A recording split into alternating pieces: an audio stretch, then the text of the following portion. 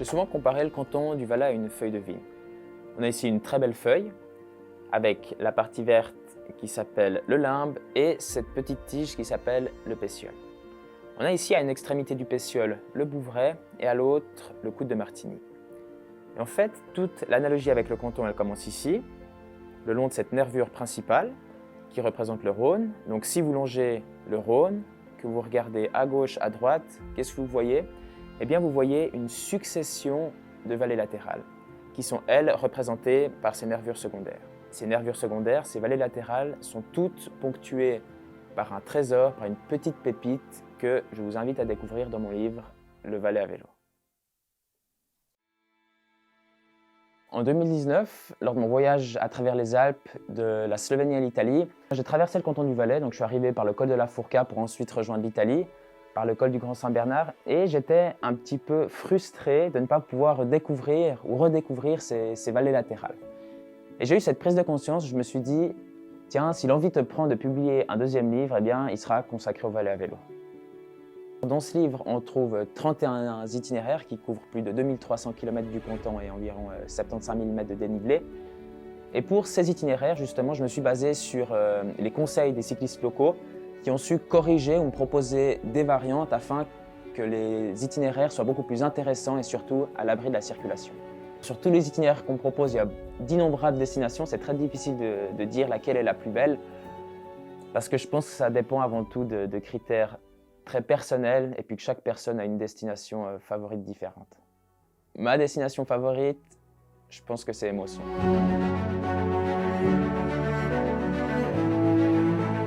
Mauvoisin.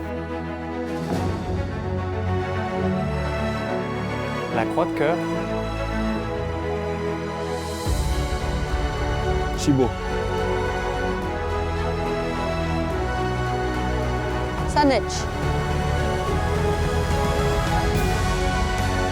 Dermoros. Parce que c'est plus court que le Sanetch. Et que c'est pas si loin. Parmi toutes les belles destinations qu'on vous propose dans l'ouvrage, aujourd'hui, on vous emmène au Sanetch avec la belle équipe.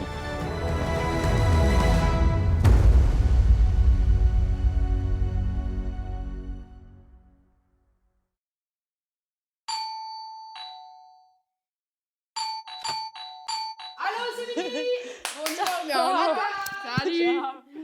Ciao. J'avais faim d'abord. Où est la pizza?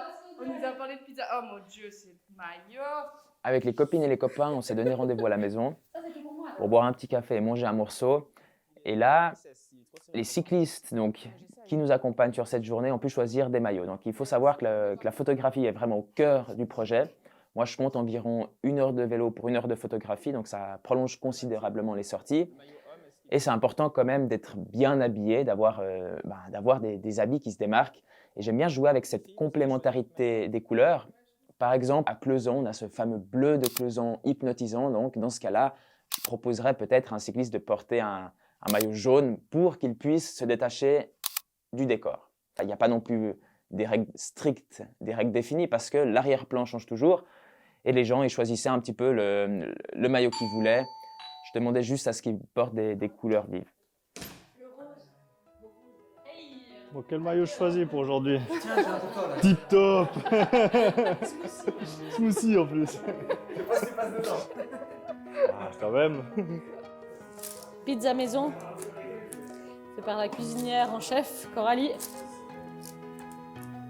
Une fois que les amis ont choisi leur maillot, on a mangé une pizza, on a bien rigolé, on s'est préparé, on allait chercher les vélos et puis on a pu enfin attaquer l'ascension du Sanetch. Là, t'es prêt. Là, tu peux faire 2 Sanetch avec ça. Même peut-être 3. Oh, il est prêt mon vélo? Ah! Oh, par contre, il est dégueulasse, hein. T'aurais pu nettoyer là. Un rap.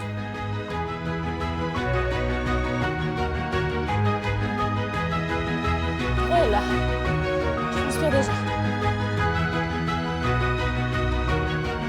Des paysages pareils, des conditions. 500 jours par année, il fait beau ici. Regarde, on croise même d'autres cyclistes très sympas.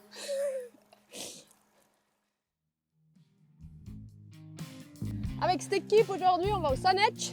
24 kills, 1700 de plus. Du pur plaisir. Et on a choisi cette destination parce que selon Tadej Pogačar, c'est une des destinations les plus dures d'Europe.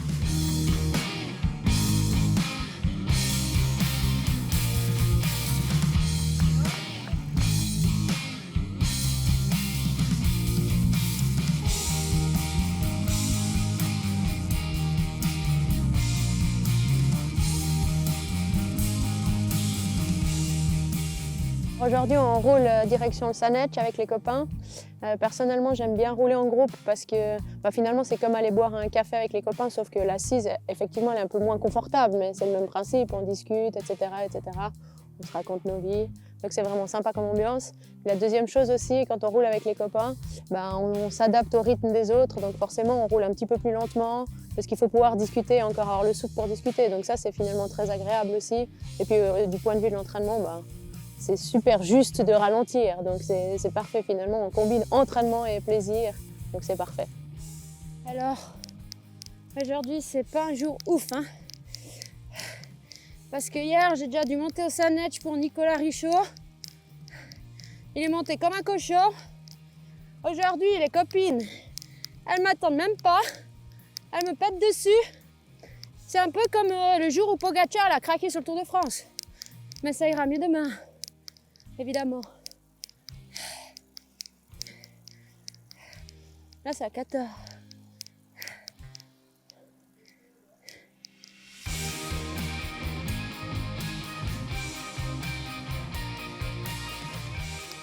Et voilà, c'est l'expérience qui parle.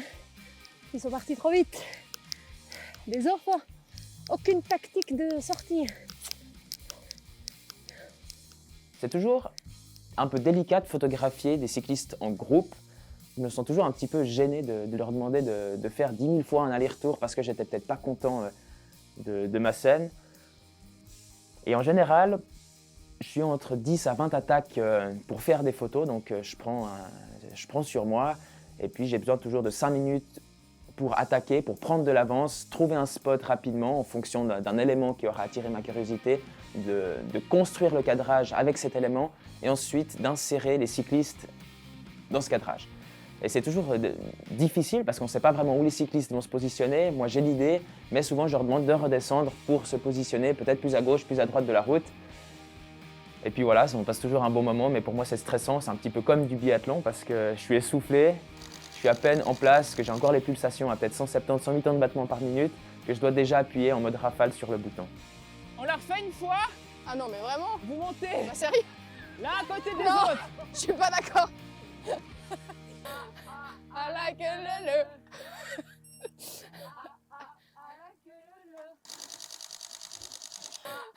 I like a lulu.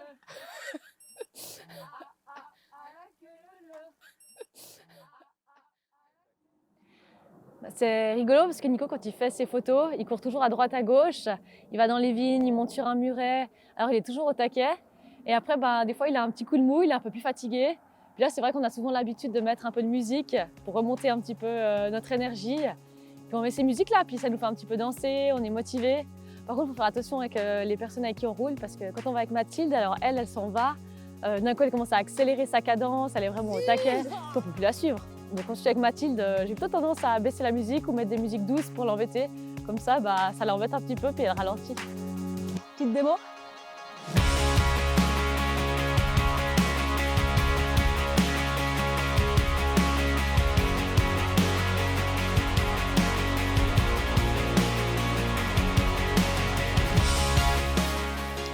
T'écoutes la musique de tes élèves. C'est eux qui écoutent ma musique. Ah, excuse.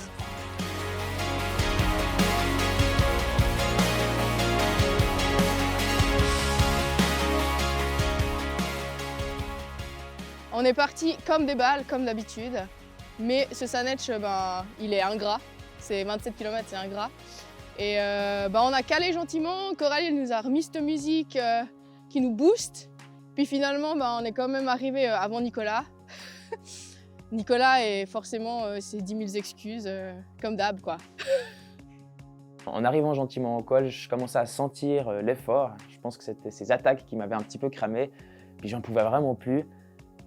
Et j'ai toujours un petit peu rigolé des gens qui se trouvent mille et une excuses. Et puis moi, le premier, j'aime bien un petit peu ironiser parfois ces situations.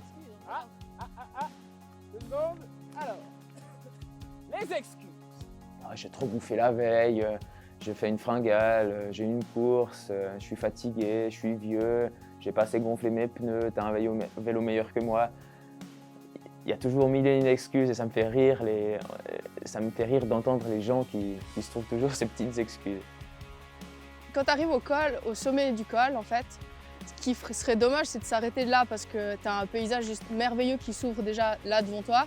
Sur ta gauche, tu as des lapiers, tu as le glacier en arrière-plan, tu as l'Oldenhorn, l'autre côté, tu as le Sublage. Et puis souvent, tu t'arrêtes là en fait, parce que tu es content, tu es arrivé au sommet, tu as ton panneau finisher. Mais en fait, il reste encore environ, je pense, 4 km. Tu peux redescendre justement encore sur des petits lacets, puis arriver jusqu'au barrage. Et là, c'est vraiment l'arrivée du col du Sanetsch pour moi. Ce qui est fou, c'est que tu pourrais considérer que le Sanetsch sur un papier, c'est un cul-de-sac. Mais en fait, si tu prends la benne, tu peux continuer à faire encore une boucle de l'autre côté. Puis cette ascension, elle est assez magique parce qu'elle est caractérisée par 4 parties. D'abord, tu pars de la plaine avec une vue sur la plaine du Rhône. Tu traverses les vignobles, tu arrives à Chandelin. Ensuite, tu attaques une partie un peu plus encaissée, enfin un peu plus dense avec des mélèzes et des épicéas. Ensuite, tu traverses, tu passes sur l'autre rive et puis là, en fait, tu arrives au-dessus de la forêt et là, le paysage, il se dégage. Tu as ces rochers sur ta droite, tu as cette approche aussi du tunnel. Tu traverses le tunnel, toujours très humide et sombre, de 800 mètres, pour ensuite attaquer la dernière partie. Tu crois que tu es arrivé, mais en fait, tu n'es pas tout à fait arrivé. Là, à ce moment-là, tu dois encore te taper 2 km avant d'arriver au sommet. Et puis, tu as ces derniers lacets où tu as ces pylônes énormes qui te montrent bien combien il y a de neige aussi l'hiver. Et puis là, tu arrives au sommet du col qui te laisse encore un petit bout à savourer avec cette petite descente et cette arrivée proche du lac. Welcome to the darkness.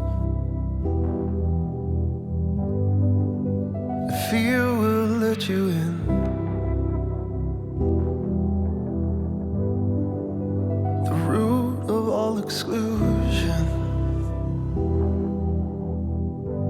Who is out and who is in?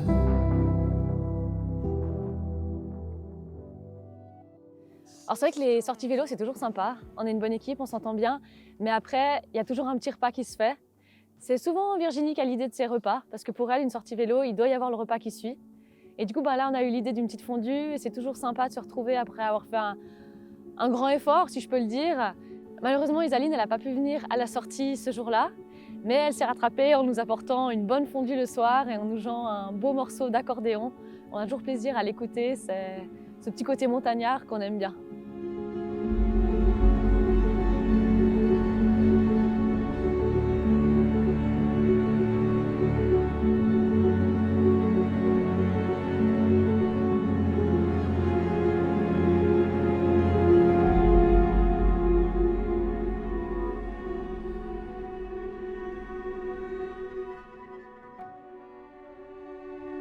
Ma destination favorite? Sanetsch. Parce qu'en redescendant, je m'arrête toujours chez ma grand-maman manger un gâteau et boire un café.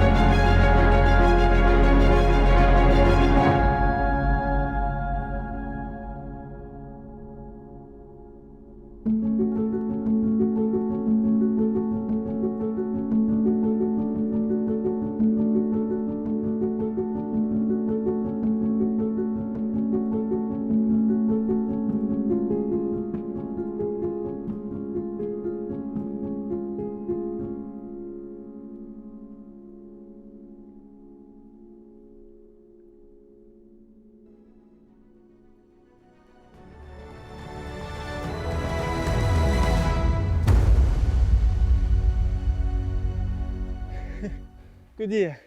C'est assez particulier comme montée, il n'y a pas beaucoup de montées dans la région qui sont aussi raides et assez pentues comme ça. Enfin, mais c'est toujours un plaisir de la monter. Il y a un ou deux petits plats à mi-pente, si tu veux reprendre le souffle. J'en connais qui s'arrêtent, faire un ou deux petits tours de vélo, un ou deux petits tours de jambes juste pour reprendre le souffle. Mais le plus beau, c'est quand on est en haut de la pente. Et après, on reste haut. On fait une petite chasse. On y va? Elle souffle un petit peu quand même.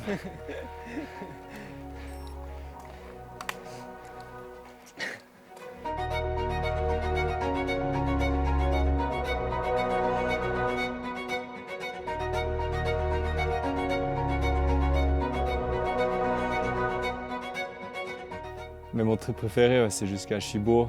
Je fais souvent la montée de l'eau et de temps en temps, le week-end, ça fait pas de mal de prolonger un petit peu pour venir manger une petite assiette valaisanne avant de redescendre en plaine à Fuy où j'habite. Une première partie dans les montées dans les vignes et une deuxième partie dans la forêt un peu plus à l'ombre avec les chaleurs souvent. Et après, une belle vue en arrivant au sommet. On aime bien aller rouler les trois avec Raph et Nico. C'est qu'il y en a un qui sont un peu plus du lot, mais ça fait du bien de faire un peu de l'intensité. Ça fait puis de prendre un ou deux relais à se foutre dans le rouge. Et après, on est toujours là pour s'attendre les uns pour les autres. Du coup, on se fait des jolies sorties tous ensemble.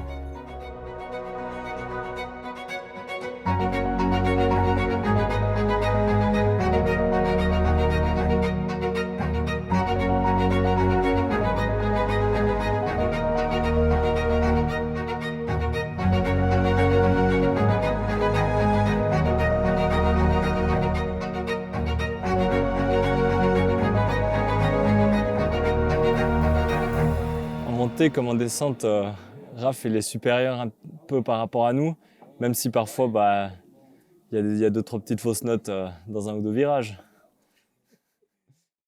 Ouais, après c'est vrai que par rapport à Arnaud et Nico, des fois je descends peut-être un poil plus vite, des fois c'est modéré, des fois peut-être un tout petit peu moins, mais je pense que dans l'ensemble je prends pas trop de risques. Parfois il y a des fausses notes, ça m'arrive de tomber un peu comme tout cycliste. Après c'est les risques du métier, j'ai envie de dire, enfin les façons de parler. Mais tout cycliste qui roule au moins tombé une fois dans sa vie sait ce que c'est de l'eczéma du goudron et c'est jamais agréable. Pourquoi j'ai cette agilité en descente? Je pense que j'ai commencé à peu près à l'âge de 10-12 ans, même un peu avant. J'ai beaucoup joué à la PlayStation, et particulièrement à des jeux comme Gran Turismo, ou des jeux de voiture. Et bon, on prend ça. Il fallait toujours être meilleur pour progresser. Et puis sur ce jeu particulièrement, on voit des trajectoires. On voit vraiment une ligne sur le circuit où on doit situer idéalement la trajectoire parfaite. Et cette trajectoire, elle est verte ou rouge. Verte quand tu dois accélérer et rouge quand tu dois freiner. Puis après, tu essaies au mieux de te rapprocher de cette trajectoire. Et je pense que c'est grâce à ça que j'ai beaucoup appris à descendre en vélo. Ça m'a énormément servi. Tu vois, il touche plus le de me concentrer sur le maximum, de freiner les virages, d'ouvrir le virage, de revenir à l'intérieur, d'être le plus propre possible et d'essayer de sortir du virage le plus rapidement possible pour perdre le moins de temps. Je pense que ça, c'est un énorme gain. Et après, peut-être je suis un petit peu casse-cou dans l'âme, mais je pense que ça aide un petit peu à avoir un petit peu moins peur. Mais ça, faut pas dire trop fort, c'est pas que Laetitia elle entende.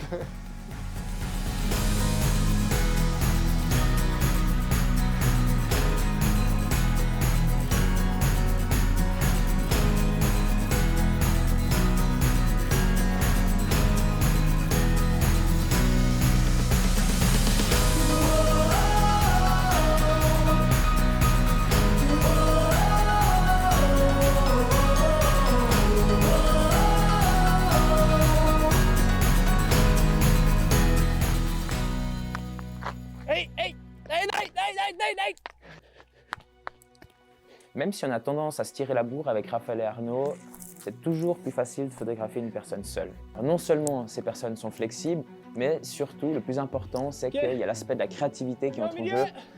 Et c'est souvent le cas avec Coralie, où je commence en général à faire des photographies durant 5-10 minutes. Et après, elle en a un petit peu marre. Et puis surtout, elle a envie, elle aussi, de faire des photos. Donc c'est elle qui me place et puis qu'elle me propose, elle me propose des scènes un petit peu différentes. J'ai toujours dit que 2 paires de yeux permettent de doubler la créativité. Je sais que c'est pas évident de photographier, donc si je passe et que je suis pas d'accord de faire un aller-retour, ça serait pas quand même le même travail, on n'aurait pas les mêmes photos. Alors moi, c'est un plaisir de faire ça. Et c'est vrai que, bien sûr, j'ai toujours plus de kilomètres au compteur à la fin d'une journée, mais tant mieux, comme ça j'ai un peu plus que Nico sur Strava. Avec Nico, quand on est monté à l'alpage de Mandelon, c'était la première fois que je la faisais en vélo de route. J'ai toujours fait en VTT sur le mythique parcours du Grand Raid. Et là, en vélo de route, ça change un peu parce qu'on est moins collé au sol à la montée. Et après, on a mis autant long la descente que la montée parce que quand tu dois remonter 3 fois pour faire la même photo, la même vidéo, avec la veste et sans la veste, c'était un peu long la descente, mais on a fait des bons vues.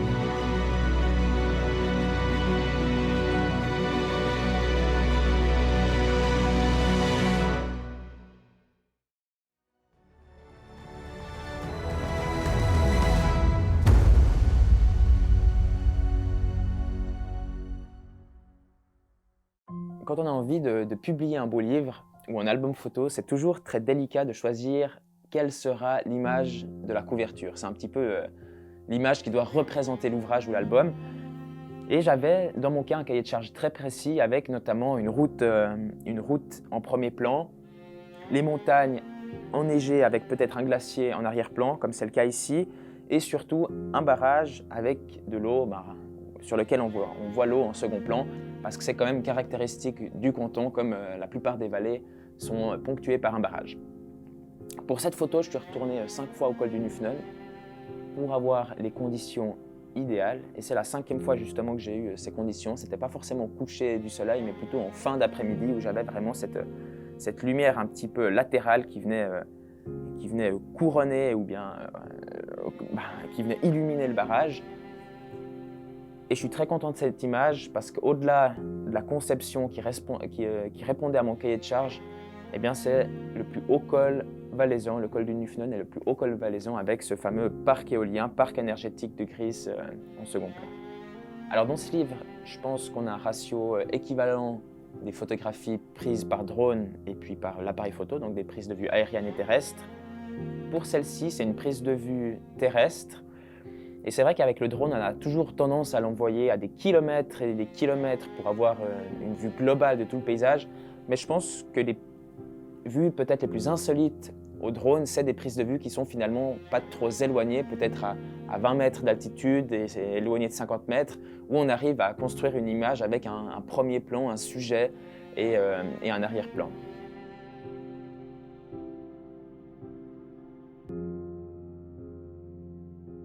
Pour faire cette photo, donc j'ai caché mon vélo ici derrière ce virage. J'ai marché, je pense, bien une demi-heure pour arriver sur une pente et j'avais un téléobjectif, donc j'ai zoomé le paysage qui s'offrait à moi, que j'avais soigneusement, minutieusement imaginé avec un objectif de 70 mm. On peut voir qu'il y a Coralie ici en tout petit sur l'image. Je pense que Coralie, ce jour-là, a dû faire bien 2-3 km parce que je lui ai demandé de faire l'aller-retour d'innombrables fois. Surtout, je crois qu'on était sur une période d'1 à 2 heures parce qu'on avait ces conditions de lumière qui variaient. On est resté 2 heures à cet endroit pour faire cette photo et je crois que c'est la première photo qu'on a réalisée, c'était celle-ci. Parce qu'après, on avait plus ce halo de lumière qui venait illuminer le barrage, il passait derrière la montagne. Donc je suis resté encore 2 heures dans l'espoir de faire une plus belle photo au coucher du soleil. Mais non, c'est cette photo en plein après-midi qui finalement m'a plu.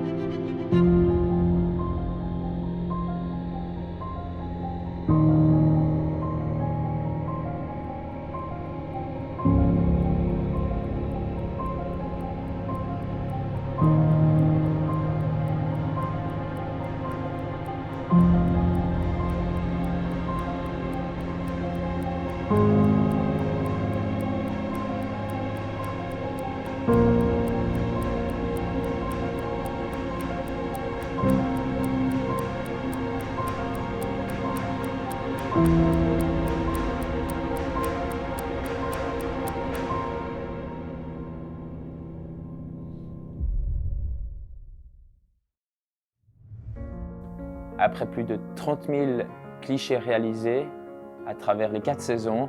Je vous en propose environ 2 milliers dans ce livre-là et je vous encourage vraiment à venir découvrir le Valais, ces petites vallées, et puis à prendre du plaisir, que ce soit pour faire du vélo ou déguster une bonne planchette.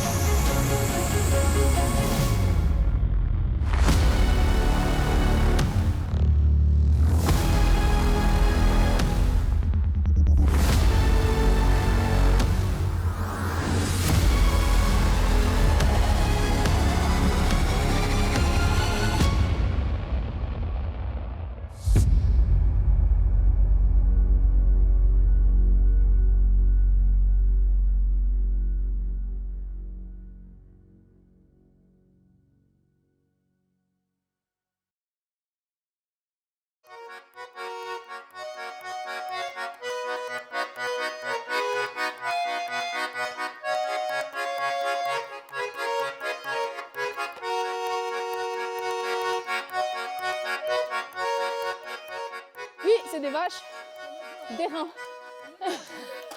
Elles ont des cornes. Elles ont de la chance. Mathilde, fin de cette espèce. Une espèce très sympathique, toujours joviale, mais qui part tout le temps en échappée dès qu'il y a de la musique.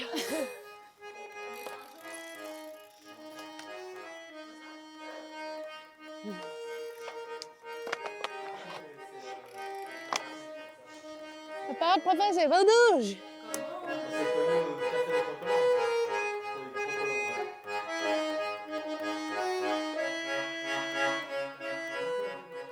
Santé, petite canette en chibo. Il y a deux Suisses allemands qui font. Le mari il dit à la femme Ich drone, ich drone. Nico il était comme un gamin tout excité à côté de faire aller son machin.